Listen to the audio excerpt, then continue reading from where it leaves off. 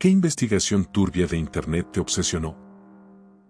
No sé si es el más profundo de todos, pero durante la pandemia estaba aburrido como todo el mundo y me uní a un grupo de Facebook llamado Investigation Connection. Un día alguien publicó que había sido adoptada y que estaba buscando a sus hermanos. En otra vida habría sido investigador privado, y la pandemia me dio mucho tiempo para hacer búsquedas por Internet. Me quedé despierto toda la noche investigando y terminé encontrando a toda la familia de esa chica. Ella había intentado encontrarlos durante toda su vida. Después de la pandemia pudo conocerlos y hasta me etiquetó en la publicación. Fue bastante genial.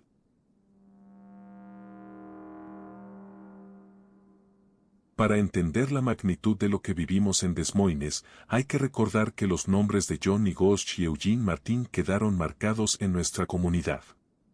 Ambos eran apenas unos niños, repartidores de periódicos, que desaparecieron de las calles sin dejar rastro, Johnny en 1982 y Eugene en 1984. Esas dos tragedias paralelas cambiaron nuestra pérdida de la inocencia por completo. La historia de Johnny, y también la de Eugene, impactó muchísimo a todos en Des Moines. Yo era joven en ese entonces y todavía la recuerdo muy bien. La madre de Johnny era clienta habitual del negocio de mi padre, así que conocíamos a la familia. Mi padre era piloto y usamos su avión para participar en la búsqueda de Johnny. Yo tenía apenas 8 o 9 años, pero entendía todo lo que podía. Fue algo terrible y muy triste, especialmente para su madre. Ahora, como adulto, perdí a mi hija de 9 años en un accidente. Obviamente, nunca voy a estar completamente bien. Aunque el cuerpo de mi hija nunca fue recuperado debido a un accidente en un lago, estaba claro lo que había sucedido. Pero que la madre de Johnny, al igual que la familia de Eugene, haya tenido que vivir décadas sin saber qué pasó realmente, simplemente no puedo imaginar ese vacío. Sigo aquí únicamente porque tengo otros hijos. Sin ellos, probablemente habría renunciado a todo de inmediato. A veces esa idea todavía aparece, pero no podría hacerles algo así a ellos. La historia del rosacrucismo es fascinante. Básicamente, a comienzos del siglo XVII, un autor escribió una serie de libros que hoy consideraríamos una especie de ciencia ficción utópica. Estos textos se presentaban como manifiestos que describían una sociedad secreta de sabios iluminados que trabajaban en las sombras para desarrollar una ciencia esotérica destinada a mejorar a la humanidad. Por supuesto, todo era una invención del escritor. Sin embargo, encontró un público dispuesto a creer que era real, además de una interminable cantidad de oportunistas que afirmaban ser esos supuestos maestros ocultos. Con el tiempo, las autoridades de distintos lugares comenzaron a preocuparse. La idea de una sociedad secreta dedicada al cambio social no era bien vista, especialmente en una época marcada por conflictos religiosos. Como los manifiestos estaban llenos de referencias religiosas y cabalísticas, comenzaron las persecuciones contra los llamados Rosacruces. Paradójicamente, esto solo convenció a más personas de que aquellos misteriosos maestros realmente existían. Quizás la consecuencia más extraña e influyente fue la aparición del llamado Colegio Invisible, un círculo de pensadores y científicos en Inglaterra inspirado en estas ideas. Con el tiempo, este grupo evolucionó hasta convertirse en la Royal Society, una de las instituciones científicas más importantes de la historia, en la que participaron figuras como Isaac Newton. En cierto sentido, el simple deseo de que existiera una comunidad de sabios trabajando por el conocimiento terminó creando algo parecido en el mundo real. La Royal Society tuvo una enorme influencia en el desarrollo de la ciencia moderna. Resulta sorprendente ver cuánto interés tenían sus primeros miembros por el misticismo religioso, la alquimia y otras disciplinas que hoy consideraríamos alejadas de la ciencia. Newton, por ejemplo, dedicó gran parte de su vida a estudios alquímicos y teológicos. De hecho, en aquella época apenas existía una diferencia clara entre un filósofo natural, un alquimista, un mago o un supuesto maestro esotérico. La separación llegó gradualmente cuando la ciencia comenzó a basarse en métodos que privilegiaban la comunicación abierta de conocimientos y la obtención de resultados repetibles, en lugar de secretos reservados para unos pocos. Por supuesto, la idea del rosacrucismo también dio origen a numerosas organizaciones que adoptaron ese nombre y afirmaron descender de los manifiestos originales, generalmente inclinándose más hacia el misticismo y el esoterismo. Por todo ello, es posible que los manifiestos rosacruces originales se encuentren entre las obras de ficción secular más influyentes jamás escritas. Una vez una mujer se subió a mi Uber. Conversamos durante el viaje y, cuando se fue, me dijo su nombre de pila y el lugar donde trabajaba, añadiendo, ven a buscarme. Intenté encontrarla en internet, pero me sentía como si la estuviera acosando porque apenas tenía presencia en línea. No tardé en descubrir la razón. Resultó que había sobrevivido al tiroteo de Columbine. Su nombre aparecía en el diario de los atacantes. Mientras investigaba, incluso encontré una copia archivada de un blog de Tumblr que ya había sido eliminado. El sitio se dedicaba a rastrear a todas las chicas mencionadas en ese diario, si estaban casadas, cuántos hijos tenían, dónde vivían y otros detalles de sus vidas. Fue, sin duda, una de las cosas más perturbadoras que he visto en Internet sobre personas reales. Lo peor es que nunca pude decirle que sabía todo eso. Parte de mi trabajo consiste en revisar imágenes satelitales para determinar la probabilidad de encontrar determinadas comunidades vegetales en zonas relativamente remotas de Estados Unidos. A veces, por diversión, intento ver cuántos asentamientos aparentemente no contactados puedo encontrar a lo largo de ríos aislados en países cercanos al Ecuador. Puedo confirmar que es una forma muy entretenida de perder horas y horas. Lo que más me impresiona es que estas son áreas con una cobertura forestal extremadamente densa. En las imágenes satelitales normalmente solo pueden verse asentamientos lo suficientemente grandes como para haber despejado una extensión de selva equivalente, al menos, a un campo de béisbol. Y eso hace preguntarse cuántos asentamientos más pequeños podrían existir allí sin que nadie los note. La historia detrás de esto es bastante extraña. Tiene raíces en pequeños movimientos locales que querían establecer sus propias reglas y, como suele ocurrir, también arrastra elementos de racismo y otras ideologías polémicas. La idea principal es que, en algún momento del pasado, la fecha exacta varía según quien lo cuente, Estados Unidos dejó de ser un gobierno y se convirtió en una corporación. Aunque históricamente la palabra corporación puede aplicarse a ciertas entidades gubernamentales, los llamados ciudadanos soberanos interpretan el término como si significara una empresa privada con fines de lucro. A partir de esa premisa argumentan que nunca dieron su consentimiento para formar parte de esa supuesta corporación. Según ellos, del mismo modo que una empresa no puede obligarte a trabajar para ella sin firmar un contrato, el gobierno tampoco puede imponerte leyes porque nunca firmaste ningún acuerdo aceptándolas. La teoría continúa afirmando que, una vez que el gobierno se convirtió en una corporación, las leyes tradicionales dejaron de aplicarse y solo quedarían vigentes las relacionadas con el comercio y los negocios.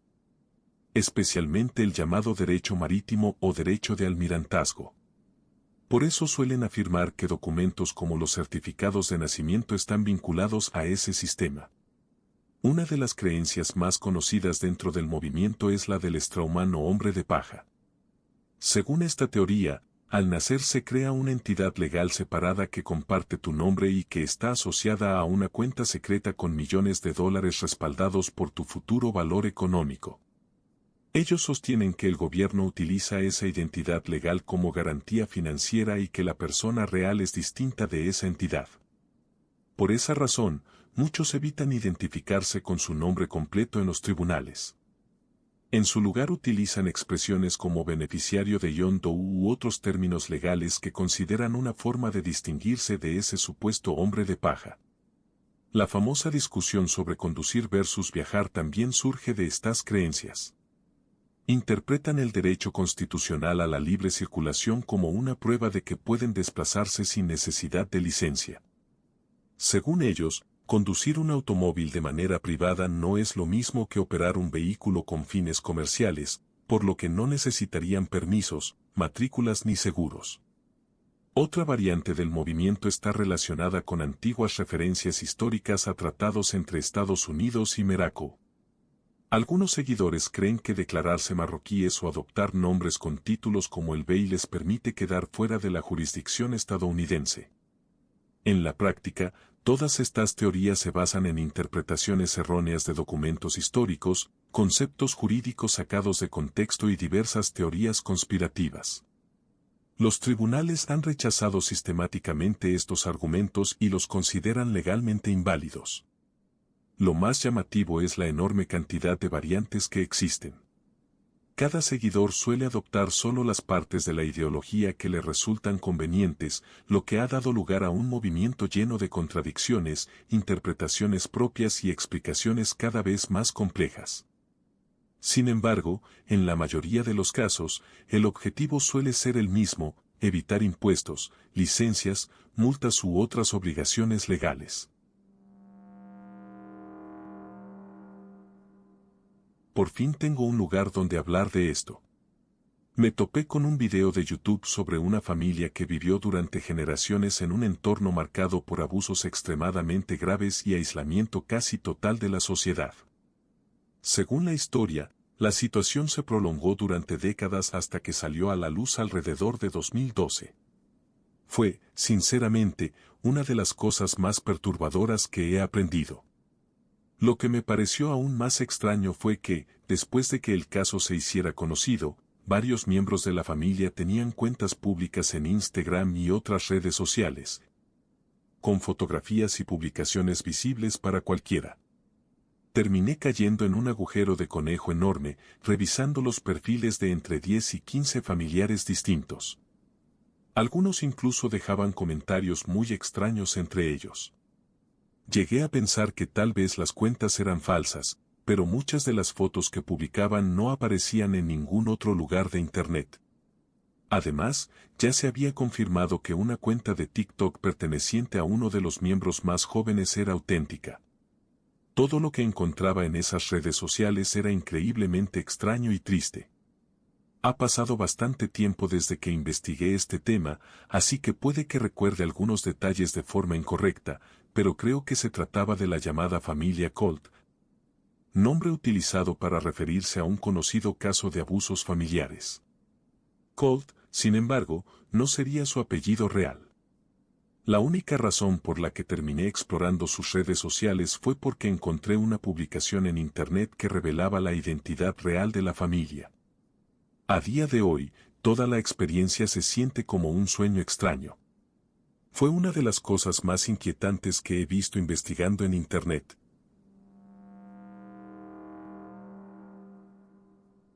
Una joven en Reddit publicó que planeaba quitarse la vida. Usando el historial de sus publicaciones logré averiguar dónde vivía y dónde trabajaba. Llamé a su lugar de trabajo y hablé con alguien que la conocía en la vida real. Esa persona me dio el nombre de su exnovio. Después conseguí su número de teléfono. Resultó que él había terminado la relación, pero todavía se preocupaba por ella. Fue a verla y logró intervenir a tiempo. Pasé toda la noche despierto intentando conectar las piezas y contactar a las personas adecuadas. Todo esto ocurrió usando una cuenta diferente a la que utilizo actualmente.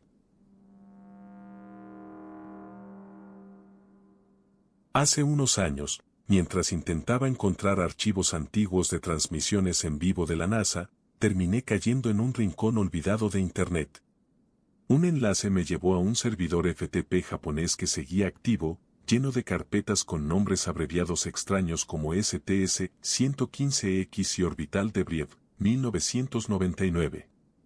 Dentro había videos de baja calidad y registros de audio que parecían auténticos. Se veían insignias de la NASA, comunicaciones de lanzamiento y coordenadas. Pero ninguna de las misiones coincidía con nada que estuviera disponible públicamente. Algunos clips incluso incluían lo que parecían comentarios internos sobre interferencias visuales y firmas de telemetría extranjeras. Cuanto más investigaba, más notaba que las fechas coincidían con misiones reales de los transbordadores espaciales. Entonces, un día, todo el servidor desapareció.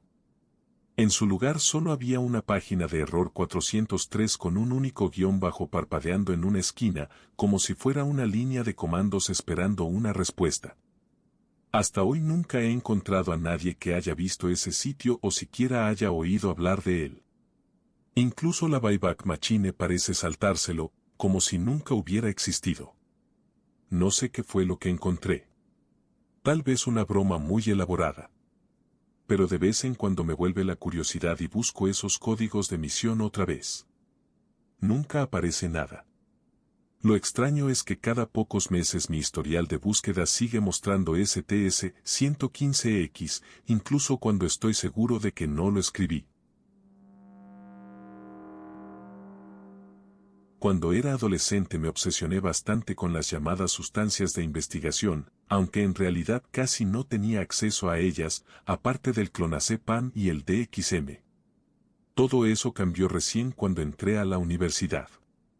Me pasaba noches enteras leyendo sobre estimulantes, psicodélicos, opioides, benzodiazepinas, disociativos y todo tipo de sustancias.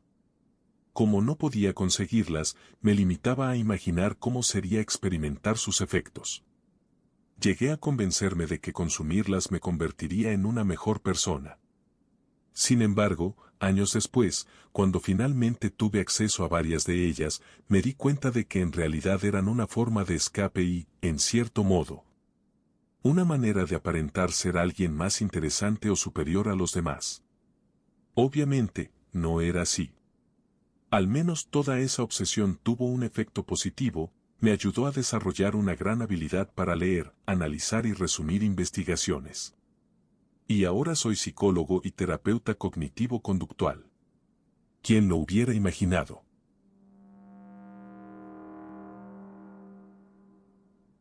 Ha pasado muchísimo tiempo, pero allá por los primeros días de la World Wide Web, entre 1997 y 1998, existía una página llamada Web Roulette. Entrabas, actualizabas la página y te mostraba 5 URL completamente aleatorias. La mayoría eran documentos rarísimos, el tipo de cosas que hoy encontrarías en la Deep Web, como bases de datos, papers o archivos tan específicos que cualquiera ajeno al tema no entendería nada. O páginas de negocios al azar, pero de vez en cuando aparecía una joya escondida. Una mañana, en clase de computación, actualicé la página y me salió un enlace a un sitio dentro de un web ring, es decir, un conjunto de páginas conectadas entre sí por compartir una misma temática. Todo giraba en torno a una especie de cruzada absurda para destruir a Bernie, el dinosaurio.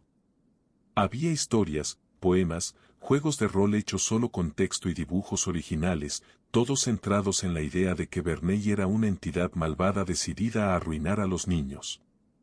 Uno de mis favoritos era una parodia del Cuervo, de Edgar Allan Poe, titulada de Bernie. Han pasado casi 30 años y todavía entro de vez en cuando para ver si han subido algo nuevo. Edit, la página sigue existiendo, aunque Reddit me borró el enlace cuando intenté ponerlo.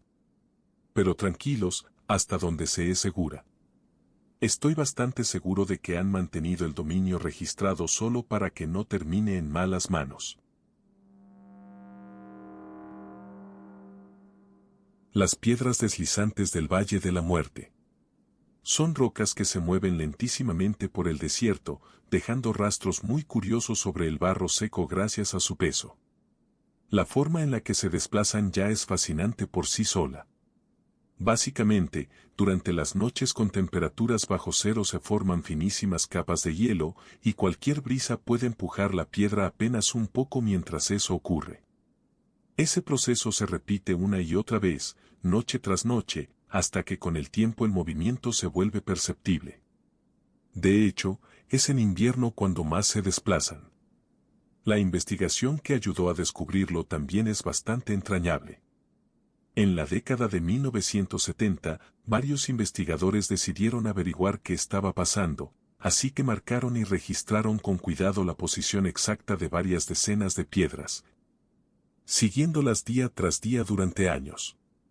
Al principio las identificaban como piedra A, piedra B y así sucesivamente, pero con el tiempo les fueron tomando cariño y empezaron a ponerles apodos como Mary o Susan. Una de las más pesadas, una roca de unos 320 kilos a la que llamaban Karen, llegó a desaparecer por completo durante un tiempo. Nadie pudo encontrarla durante varios años, a pesar de que todo estaba meticulosamente documentado, de lo enorme que era la piedra y de lo poco transitada que era esa zona tan inhóspita. Además, en ese barro seco cualquier persona, animal o vehículo deja marcas evidentes, así que si alguien la hubiera retirado habría quedado rastro. Pero no apareció nada. Simplemente se esfumó. Y claro, los investigadores se preocuparon muchísimo hasta que, tiempo después, Karen reapareció sana y salva. A día de hoy sigue sin saberse exactamente qué ocurrió con ella. Hoy en día estas piedras se monitorean con GPS y cámaras mucho más sofisticadas para registrar sus movimientos mínimos. Sin embargo, se ha observado que cada vez se mueven menos, y existe la preocupación de que el cambio climático termine por detenerlas por completo, convirtiéndolas en rocas inmóviles como cualquier otra. En varias entrevistas se nota incluso cierta tristeza en los científicos que las estudian, realmente les tienen cariño. Y quizá lo más extraño de todo son las teorías conspirativas que han surgido a su alrededor. Hay gente que cree que estas piedras son prueba de que los extraterrestres construyeron las pirámides, que vivimos dentro de una simulación, que ángeles invisibles las mueven como si jugaran un partido lentísimo. O incluso que debajo del desierto existe una instalación psíquica subterránea oculta por el gobierno. Pasé muchísimo tiempo viendo videos de dos youtubers con trastornos mentales graves que, además, sin querer tenían voces y formas de hablar perfectas para ASMR. Uno se llamaba The Grost, luego The Grost 1 y más tarde The Grost Alpha Omega. Su contenido giraba en torno a la típica idea de que los Illuminati eran satánicos y dejaban señales y símbolos a la vista de todos para revelar lo que estaba ocurriendo y lo que supuestamente iba a pasar. Pero además hacía algo muy peculiar, abría Google Earth. Señalaba distintos lugares y dibujaba encima figuras bastante infantiles para luego explicar cómo esos trazos representaban la forma en que se desarrollaría el fin del mundo. Lo que más me atrapó de él era lo tranquilo que sonaba mientras contaba todo eso. Uno podría imaginarse a alguien alterado gritando teorías, pero no, hablaba como un guía relajado de excursiones por la naturaleza, todo mientras describía un holocausto nuclear y el libro del Apocalipsis. Por desgracia, hace al menos 3 años que no encuentro nada nuevo suyo, así que no puedo evitar preguntarme si seguirá con vida. El otro era Lord Stephen Christ, y era todavía más llamativo. Afirmaba ser Jesucristo, y su tema principal era explicar que el mundo, y en realidad todo el universo, no eran convexos sino cóncavos. Según él, no vivimos sobre la Tierra, sino dentro de ella. Y el espacio exterior en realidad sería espacio interior, todo contenido dentro de una especie de esfera de cristal sobre nosotros que sería a la vez el centro de la Tierra y del universo. Incluso decía que cuando vemos salir el sol, en realidad estamos viendo una puesta de sol, y al revés. La mayoría de sus videos consistían en intentar explicar cómo eso podía ser posible a pesar de todo lo que indica lo contrario. Y, aún así, tenía una habilidad increíble para el ASMR, tanto por su voz como por su talento para dibujar, que además era muy bueno. A veces hasta me daba pena pensar que tenía verdadero talento artístico y cierta capacidad para entender conceptos científicos, pero todo quedaba arrasado por una enfermedad que probablemente no podía controlar. A diferencia de The Grost, Chris sí encajaba más en la imagen caótica que uno esperaría. Fue enviado a prisión alrededor de 2010 por amenazar con privar de la vida a Obama, y luego otra vez en 2018 por amenazar a Trump. Según él, porque no reconocían su autoridad, ya que se consideraba Jesús. Finalmente, en 2020 o 2021, murió en prisión a causa de una infección respiratoria. Los fenómenos anómalos no identificados. El gobierno literalmente llevó a cabo una operación de desinformación en la que creó intencionalmente un estigma cultural contra los avistamientos e informes de ovnis, para que todos creyéramos que cualquiera que hablara del tema o afirmara haber tenido experiencias estaba loco. Incluso infiltraron grupos dedicados a investigar ovnis para alimentarles información engañosa. Y ahora están intentando darle la vuelta al asunto rebautizándolo como UAP y admitiendo que son reales. Que interactúan con regularidad con la Marina y la Fuerza Aérea de Estados Unidos en espacio aéreo restringido en 2025 y que llevan años haciéndolo. Incluso se afirma que han logrado activar y desactivar armas nucleares al sobrevolar silos nucleares. Durante la Guerra Fría, según algunos testimonios, llegaron a iniciar la cuenta regresiva de lanzamiento y la detuvieron en el último momento. También se dice que algo parecido ocurrió en instalaciones nucleares de Rusia. En uno de esos casos, se reportó que un haz de luz salía del objeto hacia el silo cuando sucedió. Las máquinas voladoras que, según se afirma, están tripuladas parecen desafiar las leyes de la física tal como las entendemos. Según declaraciones atribuidas al gobierno estadounidense, no serían de este planeta, no serían suyas y ningún otro país tendría una tecnología así. Se habla de enormes naves con forma de cigarro, platillo o triángulo, sin medios visibles de propulsión, capaces de alcanzar velocidades hipersónicas, acelerar y frenar de manera instantánea, detenerse en seco y quedarse suspendidas en el aire, girar 90 grados de forma inmediata, volar en completo silencio, moverse por el aire, sumergirse en el océano, desplazarse bajo el agua y volver a salir sin aparente dificultad, además de mostrar características de sigilo. Algunas incluso, según los reportes, emiten una especie de carga electrostática alrededor de la nave. En un caso, un piloto de la Fuerza Aérea relató que un gran objeto con forma de cigarro estuvo jugando al gato y al ratón con él, exhibiendo todas esas características, y que después desapareció para reaparecer en el punto secreto de encuentro al que el piloto planeaba dirigirse a continuación sin haberlo comunicado por radio.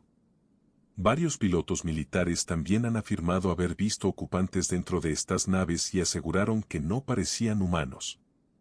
Pero aún más extraño es que un gran número de testigos también dice haber visto ocupantes de aspecto humano, aunque mucho más altos de lo normal, con rasgos nórdicos y una descripción muy similar entre sí, acompañando a entidades no humanas. Algunos investigadores han especulado con la idea de que ciertos vehículos podrían pertenecer a viajeros del tiempo procedentes del futuro, y que esos seres no humanos podrían ser una especie de robots biológicos creados por ellos. Eso, según esa teoría, explicaría por qué muchas personas que afirman haber tenido encuentros hablan de mensajes sobre eventos futuros, supuestamente recibidos de forma telepática, y de extraños efectos relacionados con el tiempo. Casi todos los países con recursos suficientes han tenido grupos o programas dedicados a rastrear y estudiar estos objetos durante décadas. Se trataría, según esta visión, de un fenómeno global. Y eso es lo que le resulta tan impactante a mucha gente, que algo así se haya investigado durante tanto tiempo y aún así siga siendo un tema del que se habla poco. En la audiencia del Congreso sobre UAP celebrada en 2024, que se puede ver en YouTube, veteranos militares y exfuncionarios de inteligencia como Ryan Graves y David Grush declararon bajo juramento que existen programas de ingeniería inversa que trabajan con materiales obtenidos en supuestos lugares de choque de estos objetos y que los UAP no serían de origen terrestre. También se ha ido sustituyendo el término extraterrestres por inteligencias no humanas, porque algunos creen que el fenómeno podría ser hiperdimensional más que extraterrestre. Según esta interpretación, la divulgación pública del tema comenzó lentamente en junio de 2021, a raíz de un reportaje de The New York Times. Y la razón por la que las autoridades no habrían ido más lejos sería el miedo al pánico social y a la desestabilización pública. El Pentágono incluso publicó videos reales, aunque, según quienes siguen el tema, no serían los mejores que tienen, y aún así mucha gente reaccionó como si lo que aparecía allí fuera completamente normal. Lo que realmente sorprende a quienes se meten de lleno en este tema es la cantidad de material, testimonios y documentos que aseguran haber encontrado. Miles y miles de personas consideradas muy confiables han relatado experiencias de este tipo, incluidos astronautas, y también hay casos con múltiples testigos a la vez, desde avistamientos hasta relatos de encuentros cercanos y supuestas abducciones.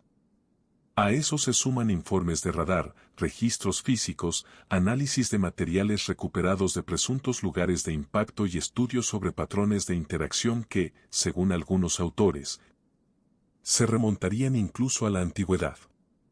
También se citan documentos desclasificados y trabajos realizados por investigadores universitarios, entre ellos algunos vinculados a Stanford, que sostienen haber analizado materiales que no habrían sido fabricados en la Tierra. Otro agujero de conejo relacionado con todo esto es la conexión entre el ocultismo y algunas de las personas que participaron en los programas espaciales de Estados Unidos y la Unión Soviética, así como la idea de que ciertos avances científicos o tecnológicos habrían estado vinculados a prácticas esotéricas. Un ejemplo recurrente es Jack Parsons, científico pionero de la cohetería y uno de los fundadores del laboratorio de propulsión a chorro, quien también fue seguidor de Aleister Crowley. Lo curioso es que del lado soviético también hubo figuras vinculadas al programa espacial que, según algunos relatos, mantenían creencias y prácticas similares. Esa línea de investigación ha sido explorada, por ejemplo, en el libro American Cosmic, de Diana Pasulka, una autora que no partía precisamente de una postura crédula frente a estos temas y que ha hablado bastante del asunto en entrevistas y podcast. La idea central de todo este planteamiento es que la campaña de desinformación del gobierno, que sí está documentada en ciertos aspectos históricos, especialmente en lo relacionado con el tratamiento público del fenómeno OVNI, funcionó tan bien que la mayoría de la gente ya no está dispuesta ni siquiera a mirar la evidencia con seriedad. En American Cosmic, por ejemplo, la autora sostiene que el paradigma científico dominante, centrado en el materialismo y el naturalismo, no sería necesariamente el mismo que manejan algunas personas en la élite de ciertos programas gubernamentales o científicos, especialmente aquellas que trabajan en desarrollos de frontera y prefieren mantenerse en el anonimato. Según esta visión, la manera en que esas personas entienden la realidad sería muy distinta de la que se presenta públicamente como la postura racional o aceptable. En esa misma línea se suele citar el programa Stargate de la CIA, relacionado con visión remota o percepción extrasensorial. Mucha gente lo ve como una operación absurda que no funcionó, pero quienes defienden esta clase de temas argumentan que los documentos desclasificados muestran algo muy distinto, y que el hecho de que un programa terminara oficialmente no significa que no haya sido reemplazado por otro con otro nombre.